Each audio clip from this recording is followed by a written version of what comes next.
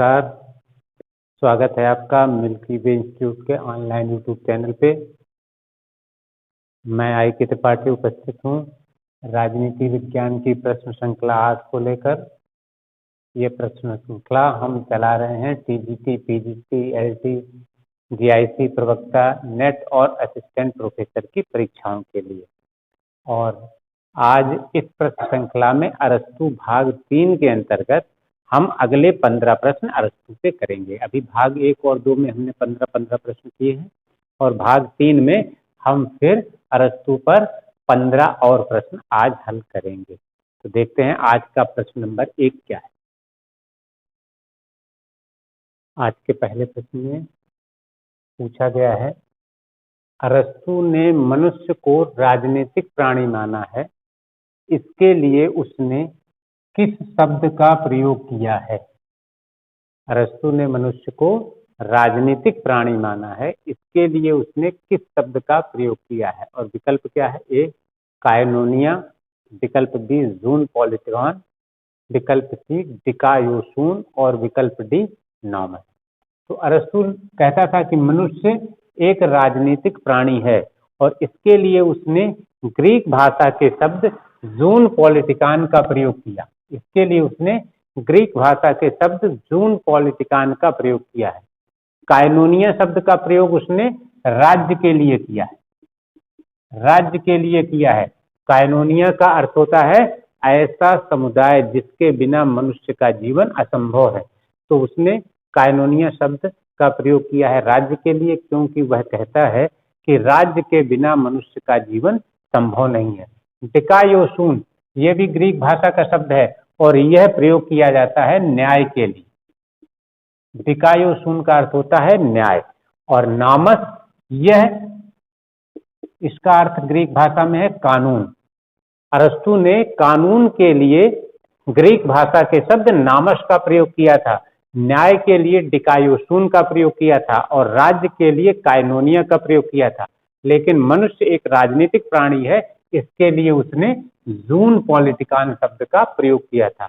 इस तरह प्रश्न नंबर 1 का सही उत्तर होगा विकल्प बी जून पॉलिटिकान। और अब इसके बाद हम देखते हैं आज का दूसरा प्रश्न। दूसरे प्रश्न में क्या पूछा गया है? प्रश्न है, अरस्तु ने परिवार को माना है। यह पूछा जा रहा है कि अरस्तु ने परिवार को क्या माना है, कैसा समुदाय माना है। नंबर 1 प्रारंभिक समुदाय, नंबर 2 अंतिम समुदाय, नंबर 3 प्राकृतिक समुदाय। और अब सही विकल्प का चुनाव ये करना है। आगे लिखा है निम्नलिखित में से कौन सा विकल्प सत्य है। तो प्रश्न में ये पूछा जा रहा है कि इनमें से किस प्रकार का समुदाय अरस्तु ने परिवार को माना है। विकल्प ए क्या है? 1 एवं 3, 1 एवं 3, इसका मतलब प्रारंभिक एवं प्राकृतिक। विकल्प बी क्या है? 2 एवं 3, अर्थात अंतिम एवं प्राकृतिक। विकल्प सी है केवल 3, अर्थात केवल प्राकृतिक समुदाय। और विकल्प डी है केवल 2, अर्थात केवल अंतिम समुदाय माना है। तो वास्तव में अरस्तु क्या कहता है? वह कहता है कि मनुष्य आत्मनिर्भर नहीं है, वह अपनी सारी आवश्यकताओं को पूरा नहीं कर पाता, इसलिए वो बहुत से समुदाय बनाता है और समुदाय निरंतर विकसित होते रहते हैं। वह कहता है कि मनुष्य की मूल प्रवृत्ति होती है सामाजिक, मूल प्रवृत्ति होती है राजनीतिक। मनुष्य समाज में रहना चाहता है और वह आत्मनिर्भर नहीं है, अपनी आवश्यकताओं को पूरा करना चाहता है। तो अपनी इस मूल प्रवृत्ति के कारण वह परिवार नामक संस्था या परिवार नामक समुदाय बनाता है। वह कहता है कि अपनी मूल प्रवृत्ति समाज में रहने की प्रवृत्ति के कारण वह परिवार नामक समुदाय बनाता है और इस परिवार नामक समुदाय में मनुष्य की कुछ आवश्यकताएं पूरी हो जाती हैं, लेकिन सभी आवश्यकताएं उसकी पूरी नहीं होती। इसलिए परिवार परिवर्तित हो जाता है, विकसित हो जाता है ग्राम में, और ग्राम में मनुष्य की बहुत सी आवश्यकताएं पूरी होती हैं, लेकिन सभी आवश्यकताएं यहां भी पूरी नहीं होती। इसलिए फिर ग्राम विकसित हो जाता है राज्य। परिवार प्रारंभिक समुदाय है क्योंकि यह सबसे पहले मनुष्य के द्वारा बनाया जाता है। वह कहता है कि यह प्रारंभिक समुदाय, और राज्य यह अंतिम समुदाय है। क्यों अंतिम समुदाय है? क्योंकि राज्य में मनुष्य की सभी आवश्यकताएं पूरी हो जाती हैं, इसलिए फिर राज्य के बाद इस समुदाय का आगे विकास नहीं होता, यह विकास यहीं ठहर जाता है। वो कहता है इसलिए राज्य अंतिम समुदाय है और परिवार प्रारंभिक समुदाय है, क्योंकि परिवार सबसे पहले बना। और उसने कहा कि परिवार बना क्यों, उसका कारण क्या है? मनुष्य की समाज में रहने की मूल प्रवृत्ति, और मूल प्रवृत्ति के कारण परिवार बना है, इसलिए यह वास्तव में प्राकृतिक होगा। मनुष्य की प्रकृति में है समाज में रहना, लोगों के साथ रहना, तो एक दूसरे के साथ रहने का प्राकृतिक गुण मनुष्य में है, उसके कारण परिवार बनता है, इसलिए यह प्राकृतिक समुदाय। तो उसने परिवार को प्रारंभिक समुदाय भी माना, प्राकृतिक समुदाय भी माना, और राज्य को अंतिम समुदाय माना। तो आपसे क्या पूछा गया है? परिवार को क्या माना है? प्रारंभिक समुदाय और प्राकृतिक समुदाय। इसका अर्थ है विकल्प ए सही होगा, 1 एवं 3। और अंतिम समुदाय किसे माना है उसने? राज्य। जब आपसे परीक्षा में प्रश्न पूछा जाएगा कि राज्य को कैसा समुदाय माना है, तो आपका सही उत्तर होगा अंतिम समुदाय। लेकिन परिवार को कैसा माना है? प्रारंभिक समुदाय। परिवार को क्या माना है? प्राकृतिक समुदाय। अर्थात परिवार प्रारंभिक और प्राकृतिक समुदाय है। तो इस प्रश्न का सही उत्तर है विकल्प ए, 1 एवं 3। अब इसके बाद देखते हैं आज का अगला प्रश्न, प्रश्न नंबर 3। तीसरे प्रश्न में क्या पूछा गया है? अरस्तु ने राज्य को सर्वोच्च समुदाय माना है। अरस्तु ने राज्य को सर्वोच्च समुदाय माना है क्योंकि, और आपके विकल्पों के माध्यम से 4 कारण दिए गए हैं। इनमें से सही का चुनाव करना है कि अरस्तु ने राज्य को सर्वोच्च समुदाय क्यों माना। विकल्प ए है, यह व्यक्ति की सभी आवश्यकताओं की पूर्ति करता है। विकल्प बी है, इसका लक्ष्य व्यक्ति के जीवन को सुखी एवं समृद्ध बनाना है। विकल्प सी है, यह अन्य सभी संस्थाओं पर नियंत्रण रखता है। और विकल्प डी में क्या है? उपर्युक्त सभी। इसका अर्थ है कि यह तीनों कारण हैं जिस कारण से अरस्तु ने राज्य को सर्वोच्च समुदाय माना।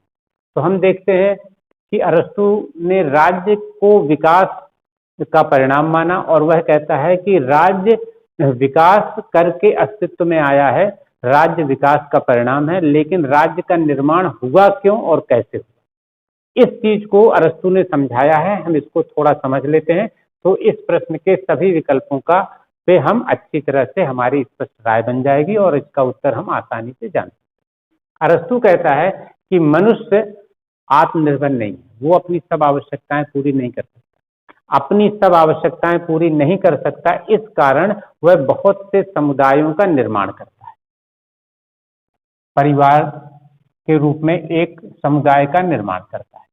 परिवार में मनुष्य की कुछ आवश्यकताएं पूरी हो जाती, कुछ आवश्यकताएं मनुष्य की पूरी हुई, लेकिन उसकी सभी आवश्यकताएं पूरी नहीं होती, इसलिए परिवार विकास कर जाता है ग्राम। परिवार विकास कर गया ग्राम में, और ग्राम में उसकी बहुत सी आवश्यकताएं पूरी हुई, बहुत सी आवश्यकताएं पूरी हुई, लेकिन सभी आवश्यकताएं उसकी पूरी नहीं होती। इस कारण ग्राम विकसित होकर राज्य में परिवर्तित हो जाता है, जहां मनुष्य की सभी आवश्यकताएं पूरी होती हैं। सभी आवश्यकताएं मनुष्य की राज्य में पूरी हो जाती है। तो इस तरह से वह क्या कहता है कि राज्य में मनुष्य की सब आवश्यकताएं पूरी हो जाती है, इसलिए यह सर्वोच्च सबसे बड़ा समुदाय है, क्योंकि राज्य में व्यक्ति की सब आवश्यकताएं पूरी हो जाती हैं। अर्थात विकल्प ए बिल्कुल पूरी तरह से सही है, यह व्यक्ति की सभी आवश्यकताओं को की पूर्ति करता है। अब विकल्प बी पर भी विचार करना है। ये क्या है? वह कहता है कि जब मनुष्य की सब आवश्यकताएं पूरी हो जाती हैं तो वो क्या होता है? प्रसन्न होता है या सुखी रहता है। वह प्रसन्न होता है या सुखी रहता है। इसके लिए उसने एक शब्द प्रयोग किया था, यूडेमोनिया।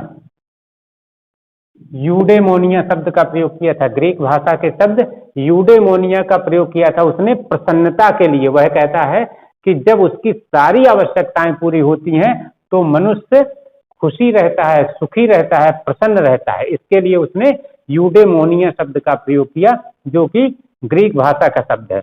तो उससे यह विकल्प बी में जो दिया गया है वह भी सच है। वह क्या है? इसका लक्ष्य व्यक्ति के जीवन को सुखी बनाना है। अरस्तु कहता है कि राज्य का लक्ष्य है मनुष्य की सब आवश्यकताओं को पूरा करके उसके जीवन को सुखी बनाना, उसके जीवन को प्रसन्न रखना।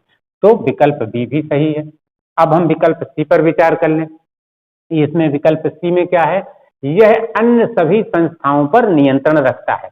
हमने आपको इस प्रश्न की व्याख्या करते हुए शुरू में ही बताया कि मनुष्य आत्मनिर्भर नहीं है, इसलिए वह बहुत सी संस्थाएं बनाता है, बहुत से समुदाय बनाता है, जैसे धार्मिक समुदाय, आर्थिक समुदाय, सामाजिक समुदाय।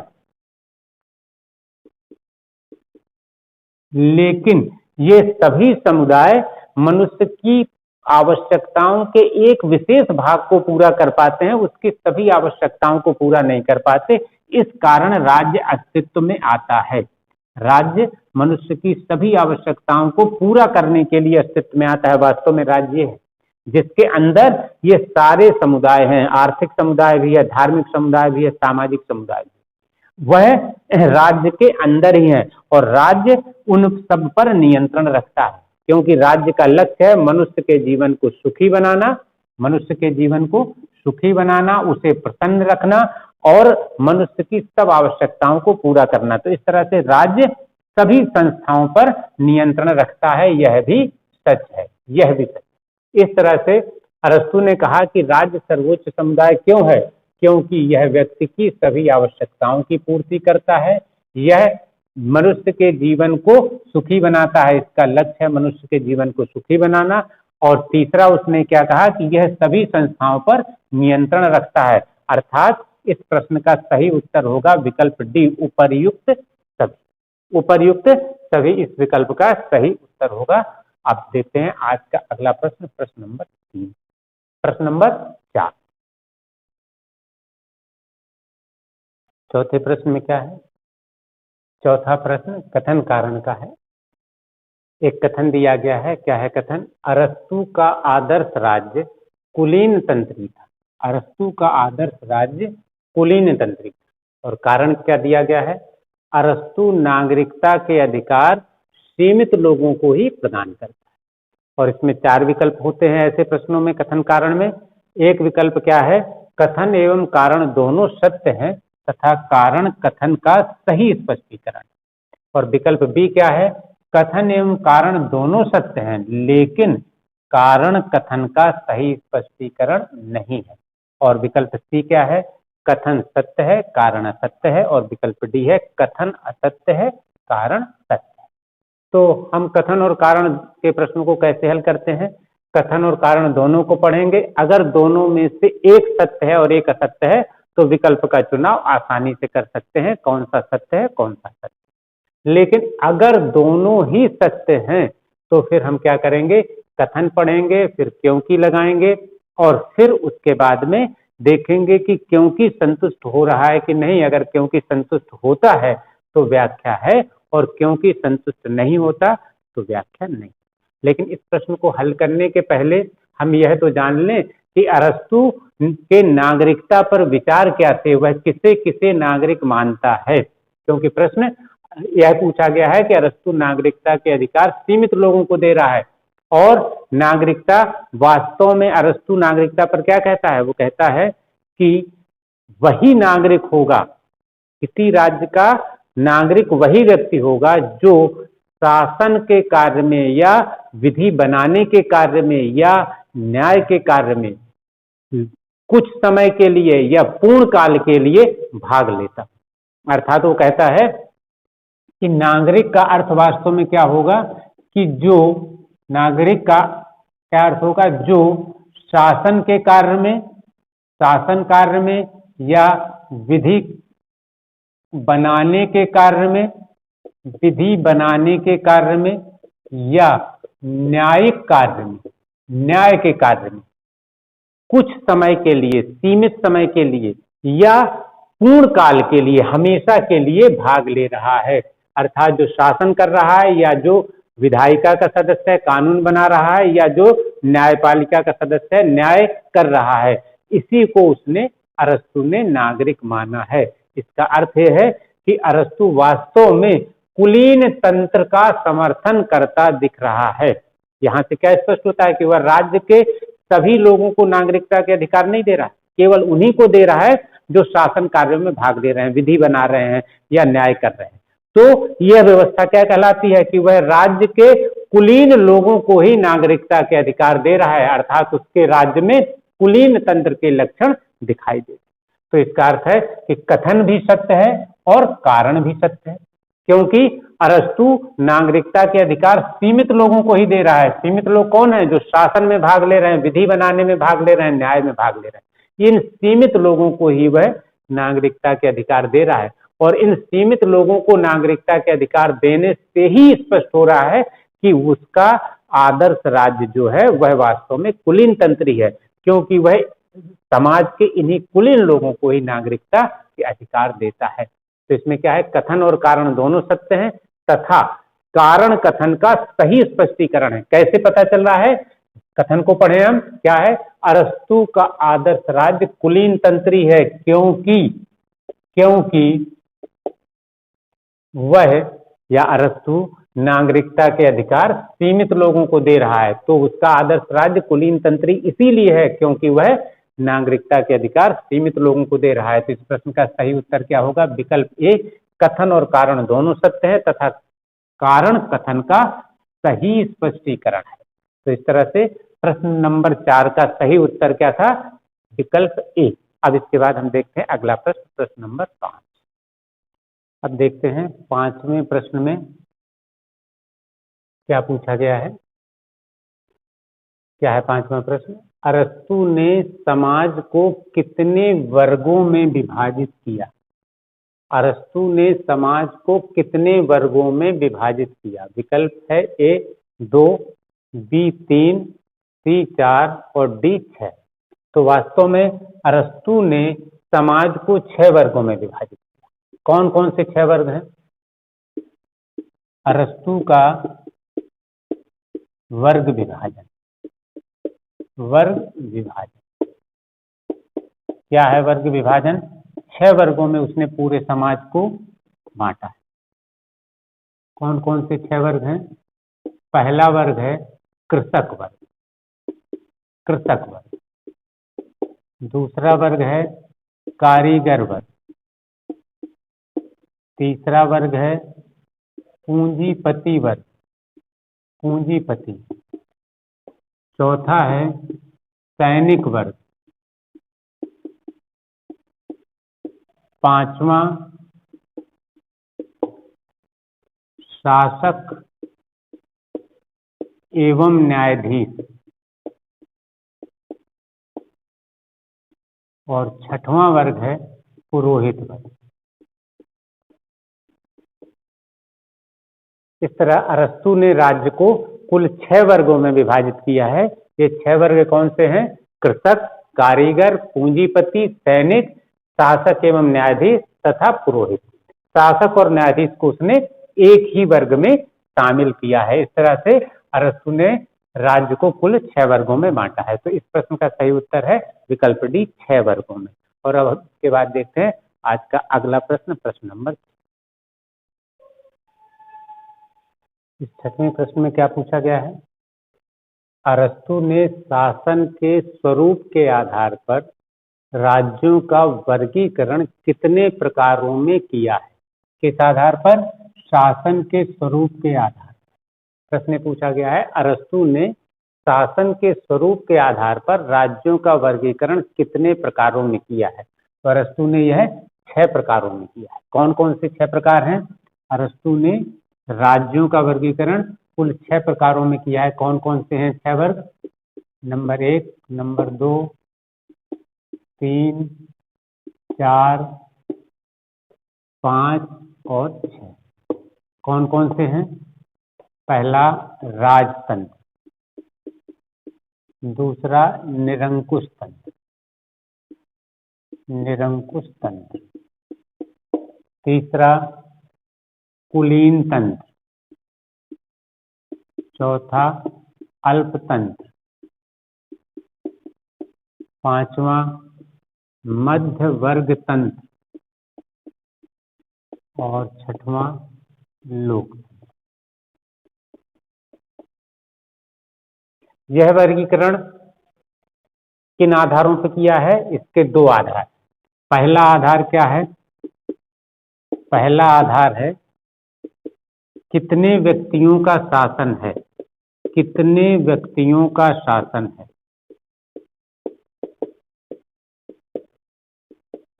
और दूसरा आधार है कि शासन किस प्रकार से संचालित हो रहा है। शासन जनता के हित में संचालित हो रहा है या शासक वर्ग केवल अपने हितों की पूर्ति करने में लगा है। तो दूसरा आधार क्या है? शासन किसके हितों में कार्य कर रहा है, किसके हितों के लिए है, शासन किसके हितों के लिए कार्य कर रहा है।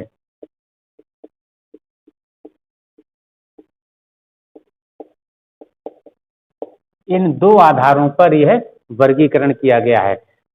राजतंत्र और निरंकुश तंत्र में एक व्यक्ति का शासन होता है, इन दोनों में क्या है? एक व्यक्ति का शासन, एक व्यक्ति का शासन। और कुलीन तंत्र और अल्पतंत्र में कुछ व्यक्तियों का शासन, कुछ व्यक्तियों का शासन होता है। और मध्य वर्ग तंत्र तथा लोकतंत्र में बहुसंख्यक जनता का शासन होता है। बहुसंख्यक जनता का शासन। अरस्तु कहता है कि जब एक व्यक्ति का शासन होता है तो इस शासन के दो रूप होते हैं, एक राजतंत्र, दूसरा निरंकुश तंत्र। जब कुछ लोगों का शासन होता है, समाज के कुलीन लोगों का शासन होता है, कुछ लोग शासन करते हैं, वह दो प्रकार से विभाजित किया जाता है, कुलीन तंत्र और अल्पतंत्र। और तीसरा स्वरूप क्या है? बहुसंख्यक जनता का शासन होता है। यह भी दो भागों में विभाजित होता है, मध्य वर्ग तंत्र और लोकतंत्र। मध्य वर्ग तंत्र को उसने दूसरा नाम क्या दिया? पॉलिसी। और इसी को वह सर्वश्रेष्ठ शासन मानता है। तो प्रश्न आपसे क्या पूछा गया? शासन के स्वरूप के आधार पर राज्यों का वर्गीकरण कितने भागों में किया? कुल 6 भागों में किया। और इन 6 भागों में करने का आधार क्या है?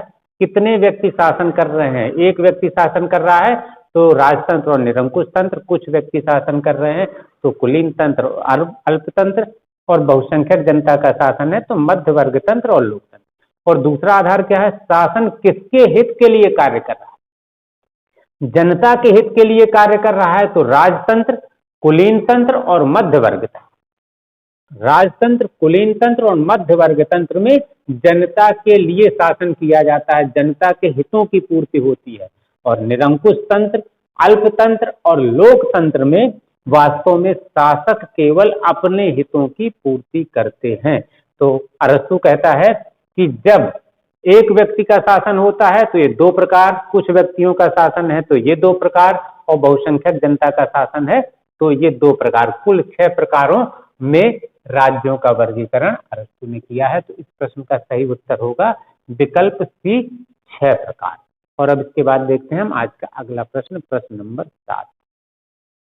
तो आइए देखते हैं 7वें प्रश्न में क्या पूछा गया है। अरस्तु ने संविधान का वर्गीकरण कितने प्रकारों में किया है? अरस्तु ने संविधान का वर्गीकरण कितने प्रकारों में किया है? और विकल्प क्या दिए हैं? ए 2, बी 3, सी 5 और डी 6। प्रश्न पूछा गया है कि उसने संविधान का वर्गीकरण कितने प्रकार में किया है? 2 प्रकार में, कि 3 प्रकार में, कि 5 प्रकार में, कि 6 प्रकार। तो इसका सही उत्तर क्या है? अरस्तु ने संविधान का वर्गीकरण कुल 2 प्रकारों में किया है। कौन कौन से 2 प्रकार हैं हम देख लेते हैं। अरस्तु का संविधानों का वर्गीकरण, अरस्तु का संविधान का वर्गीकरण 2 प्रकार। कौन कौन से 2 प्रकार हैं? एक शुद्ध संविधान और दूसरा विकृत संविधान। शुद्ध संविधान उसने किसको कहा? जिसमें शासक जनता के हितों में कार्य करते हैं। कार्य किसमें हो रहा है? जनता के हितों में कार्य हो रहा है। शासक जनता के हितों में कार्य करते हैं या जनता के हितों के लिए कार्य करते हैं, जनता के हितों के लिए कार्य करते हैं। ठीक। और विकृत संविधान में क्या है? शासक अपने स्वार्थों की पूर्ति करते हैं, अपने स्वार्थों की पूर्ति करते हैं। दोनों में क्या अंतर बताया उसने, अरस्तु ने? उसने कहा शुद्ध संविधान वह है जिसमें शासक जनता के हितों के लिए कार्य करते हैं, और विकृत संविधान वह है जिसमें शासक अपने स्वार्थों की पूर्ति के लिए कार्य करते हैं। तो इस प्रकार उसने इन दो भागों में, दो प्रकारों में संविधान का वर्गीकरण किया है। इस प्रश्न का सही उत्तर होगा विकल्प ए 2। और अब अगला प्रश्न देखते हैं, प्रश्न नंबर 8वें प्रश्न में क्या पूछा गया है? एक कथन दिया गया है और पूछा गया है यह कथन किसका है? क्या है कथन? स्वस्थ शरीर में स्वस्थ मस्तिष्क का निर्माण करना ही शिक्षा है। यह कथन किसका है? विकल्प ए है प्लेटो, विकल्प बी है अरस्तु, विकल्प सी है जे.एस. मिल और विकल्प डी है ग्रीन। तो यह कथन अरस्तु का है। अरस्तु कहता है कि स्वस्थ शरीर में स्वस्थ मस्तिष्क का निर्माण करना ही शिक्षा है। तो प्रश्न 8 का सही उत्तर है बी, अरस्तु। अब देखते हैं इसके बाद अगला प्रश्न, प्रश्न नंबर 9। 9वें प्रश्न में क्या पूछा गया है? अरस्तु व्यक्तियों को कितने वर्ष की उम्र तक शिक्षा देने का समर्थक है? और विकल्प क्या है? ए 7 वर्ष, विकल्प बी 21 वर्ष, विकल्प सी 35 वर्ष और विकल्प डी 50 वर्ष। तो अरस्तु व्यक्तियों को कुल 21 वर्ष की उम्र तक शिक्षा देने का समर्थन कर रहा है। अरस्तु व्यक्तियों को कुल 21 वर्ष की उम्र तक शिक्षा देने का समर्थन कर रहा है। जबकि प्लेटो क्या कहता है? प्लेटो कहता है कि जन्म से लेकर 35 वर्ष की उम्र तक, 35 वर्ष की उम्र तक औपचारिक शिक्षा, औपचारिक शिक्षा और 35 वर्ष से लेकर 50 वर्ष की उम्र तक, 50 वर्ष की उम्र तक अनौपचारिक शिक्षा।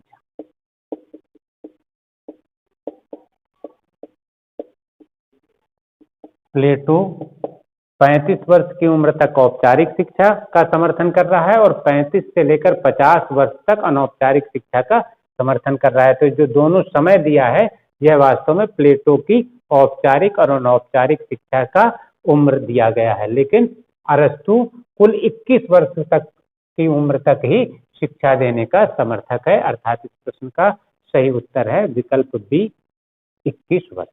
और इसके बाद देखते हैं अगला प्रश्न, प्रश्न नंबर 10।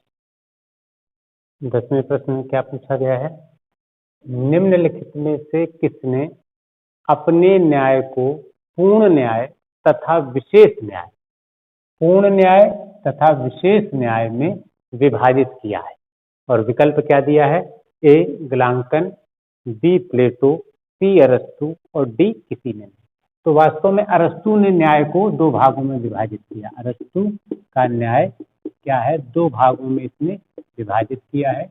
एक पूर्ण न्याय, पूर्ण न्याय और दूसरा विशेष न्याय, विशेष न्याय। तो इस प्रश्न का सही उत्तर क्या होगा? विकल्प सी अरस्तु। अब देखते हैं इसके बाद अगला प्रश्न, प्रश्न नंबर 11। 11वें प्रश्न में क्या पूछा गया है? अरस्तु ने अपना न्याय सिद्धांत किस ग्रंथ में दिया है?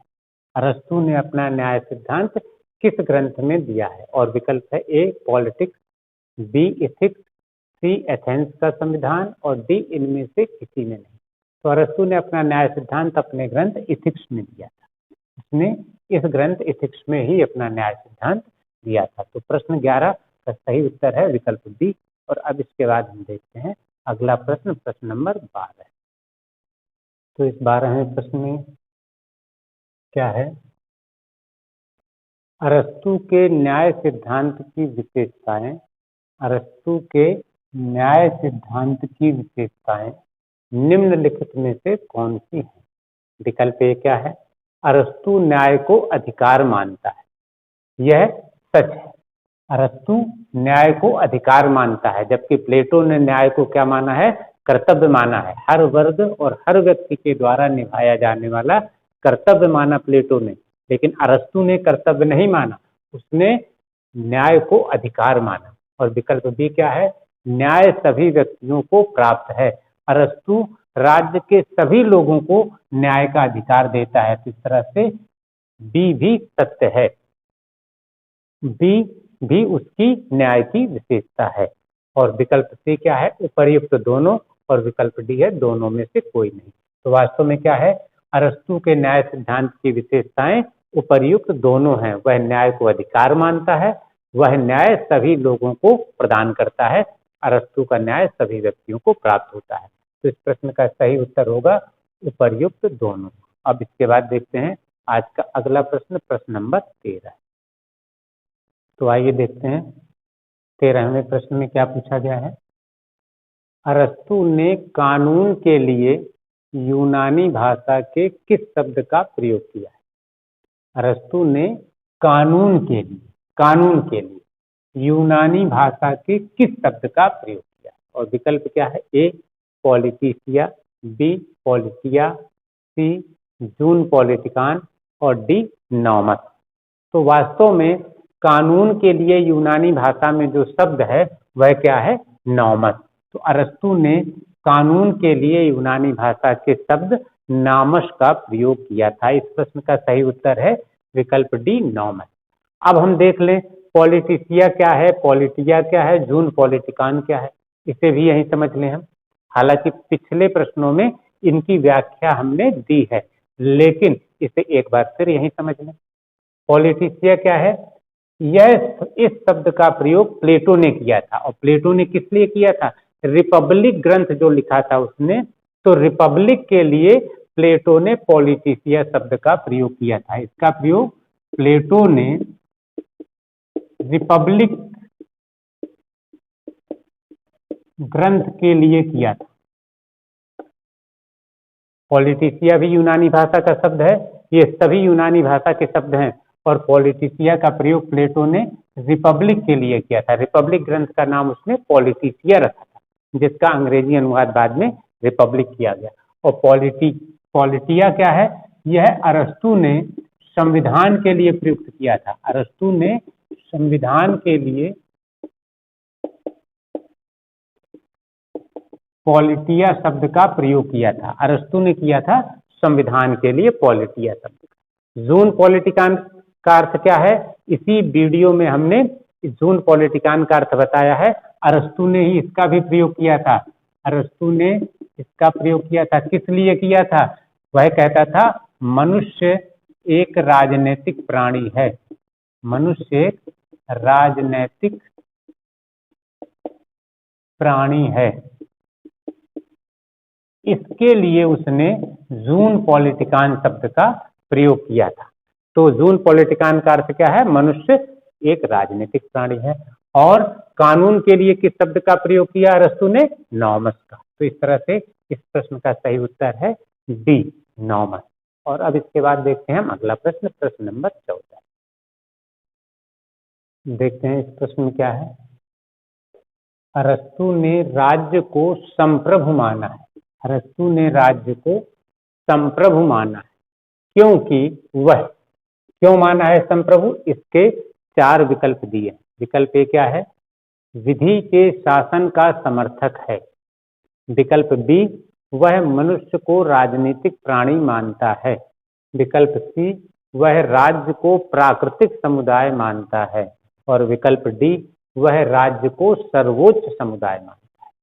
तो प्रश्न में क्या पूछा गया है, अरस्तु ने राज्य को संप्रभु समुदाय माना है, राज्य को संप्रभु माना है। क्यों माना है संप्रभु, इसका सही कारण क्या है, क्योंकि वह राज्य को सर्वोच्च समुदाय मानता है। इसका सही उत्तर क्या है? डी। वास्तव में संप्रभुता शब्द का प्रयोग अरस्तु ने नहीं किया, लेकिन वह कहता है कि राज्य सर्वोच्च समुदाय है जो कि अन्य समुदायों पर नियंत्रण रखता है। तो वह राज्य को सर्वोच्च समुदाय मानता है। इससे यह स्पष्ट हो जाता है कि वह राज्य को संप्रभु मानता है। उसके द्वारा राज्य को संप्रभु माने जाने का सही कारण है डी, वह राज्य को सर्वोच्च समुदाय मानता है। तो प्रश्न नंबर 14 का सही उत्तर क्या हुआ? डी। अब हम देखते हैं आज का अंतिम प्रश्न, प्रश्न नंबर 15, और देखते हैं आज के अंतिम प्रश्न में क्या पूछा गया है। अरस्तु ने कानून का वर्गीकरण कितने प्रकारों में किया है? अरस्तु ने कानून का वर्गीकरण कितने प्रकारों में किया है? और विकल्प क्या है? ए 2, बी 3, सी 4 और डी 5। तो वास्तव में अरस्तु ने कानून का वर्गीकरण 2 प्रकारों में किया है। कानून का वर्गीकरण किसके अनुसार? अरस्तु के अनुसार। अरस्तु का कानून का वर्गीकरण 2 भागों में, एक विशिष्ट कानून और दूसरा सार्वभौमिक कानून।